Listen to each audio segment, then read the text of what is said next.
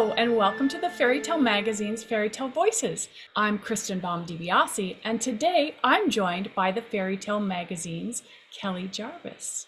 Kelly is a contributing writer and the host of this series, with the exception of today, when we are interviewing her. In addition to being a fabulous poet, Kelly also teaches writing and literature at Central Connecticut State University.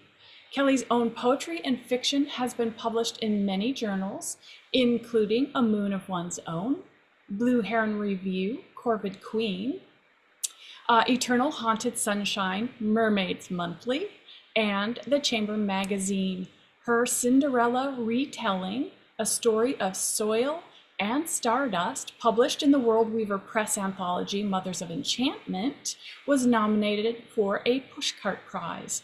We're here today to talk about her debut novella, Selkie Moon, which is an immersive look at the life of the Selkie bride as seen through the eyes of her daughter. It tells the story of family, of power dynamics, of the choices we make. So join me in welcoming Kelly. Thank you, Kelly, for joining us this time as a guest on Fairy Tale Voices.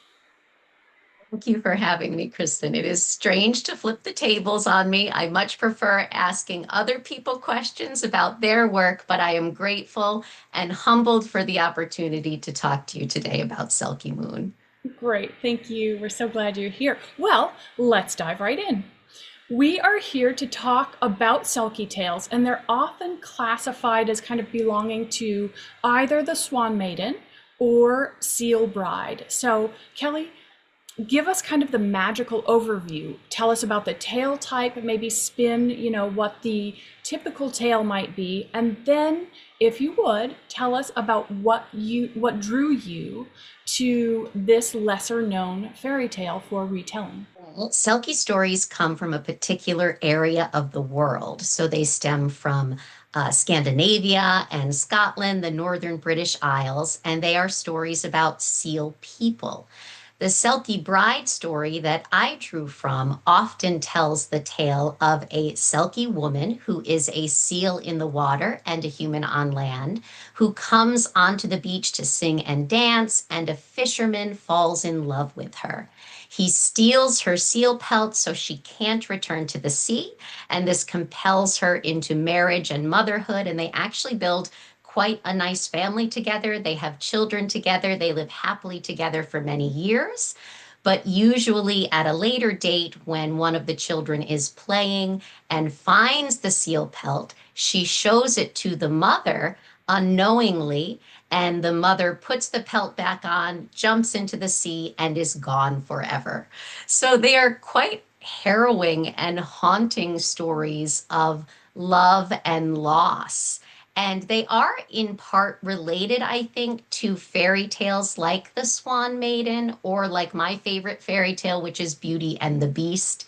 Although Selkie stories are legends, which work a little bit differently than fairy tales do, because fairy tales are situated in the realm of fiction itself. They both have hybridity and shape-shifting in them, both the Beauty and the Beast story and the Selkie legend. And they also both have that element of love and loss and how those two things intertwine. So I think that I was naturally drawn to Selkie tales because of my love for fairy tales like Beauty and the Beast. In addition to that, I'm a beach girl. I love the ocean. I love the seashore.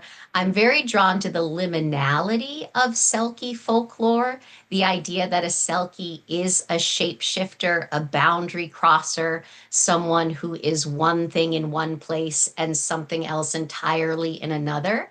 So all of that sort of coalesced into my telling of Selkie Moon. That's beautiful. Thank you. Wow.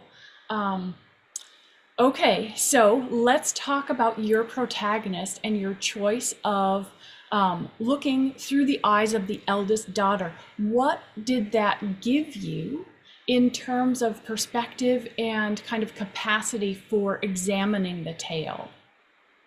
Oh, it gave me so much. When I first set out to write the Selkie story, I actually thought it would be more of a romantic tale. I'm a big fan of romance. I love happily ever afters.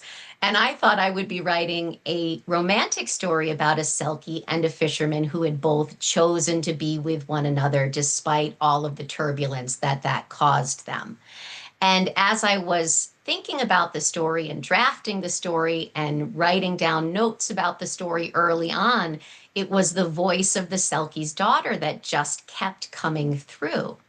And so that changed the story really entirely. I still do think of the story as a love story, but the romance part of it, the relationship between the Selkie and the fisherman, really became a part of the narrator's origin story.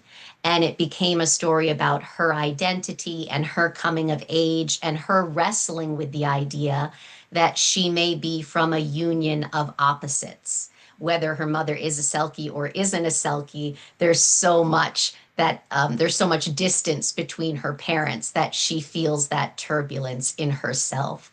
So I don't think Selkie Moon would be the same story if it were not narrated by the Selkie's daughter, Isla. I think it would be entirely different. And I've come to think of the novella as Isla's story more than my own story, believe it or not.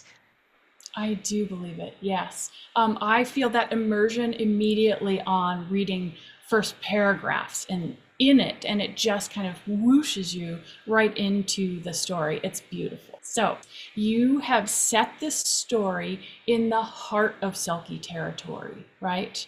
And so here's what I would love to know. Tell me about the research that you needed to do, the influences that you used when you were writing the story. I know there's music from that region and there are other stories of that region. So talk to me about all of that kind of surrounding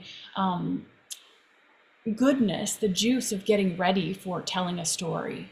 Sure, because a Selkie tale is usually a legend is very fixated in a particular place. So they're related to the places that they come from. So I knew that I wanted to create a landscape to support the story that I was telling.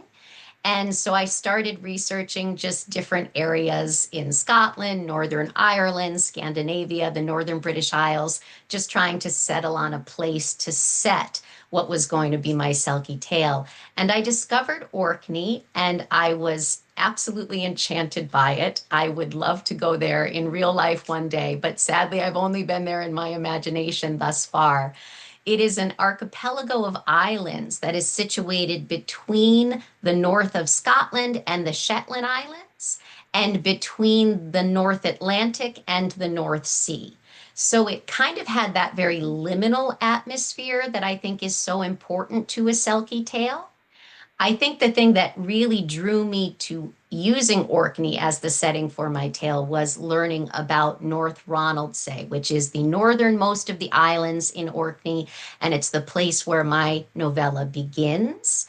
On North Ronaldsay, the people who live there have built a dry stone dike or a stone wall all the way around the island to keep these wild sheep from grazing on the cultivated farmlands in the middle of the island. And the sheep have actually evolved so that they eat seaweed off the beach because this wall keeps them from coming inland and grazing on that farmland. And of course, the wall is weathered and it's buffeted by the sea and by the winds, so that there's a constant battle to keep the wall in place. And I thought that that really went along with what Selkie stories are doing from a folkloric perspective, in that they have traditionally been about that very turbulent relationship between mankind and nature itself.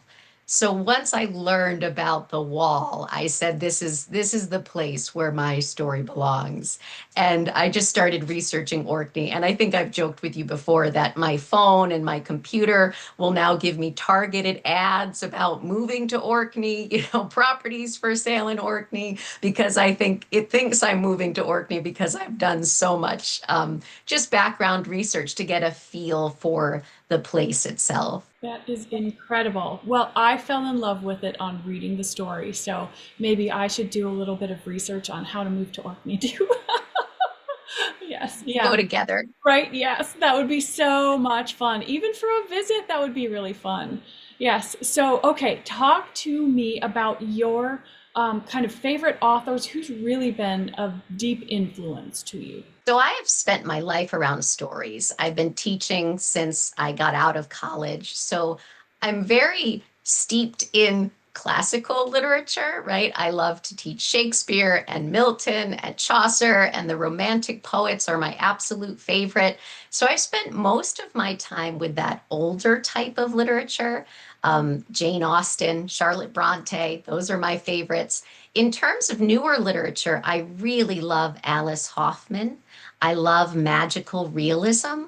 I love stories where there's a little hint of magic that's just out of the corner of your eye.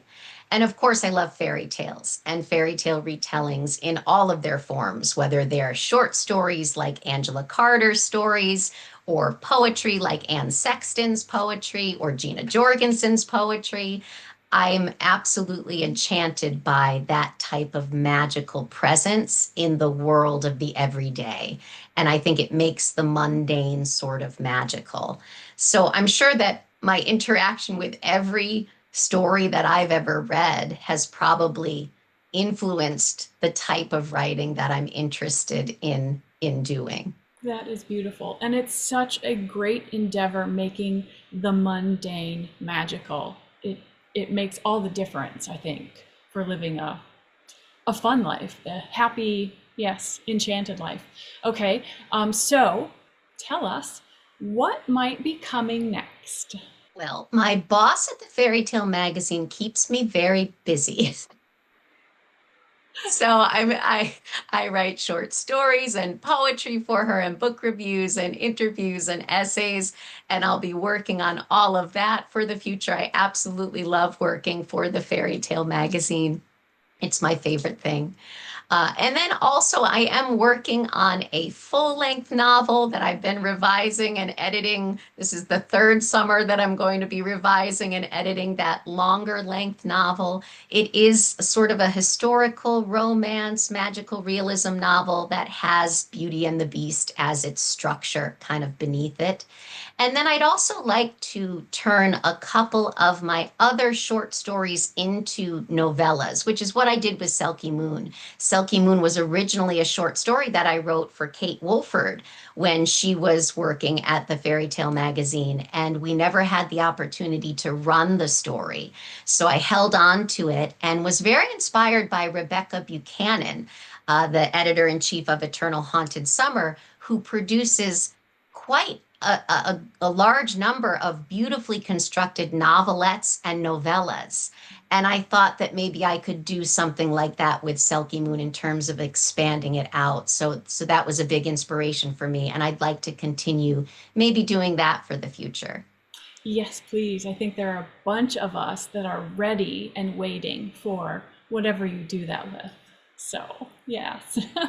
Okay, well, Kelly, I have been a fan of your work since you started working at the Fairy Tale magazine, which I believe was called Enchanted Conversation when you began. Yes, and so you have moved along with the different iterations of the magazine, and we're thrilled that you have. You can find Kelly Jarvis on her website, kellyjarviswriter.com, and be sure to pick up a copy of Selkie Moon on Amazon. We highly recommend it here at the Fairy Tale magazine. And once again, for all of us at the Fairy Tale magazine, I'm Kristen Baum DeBeasi. Thanks for joining us.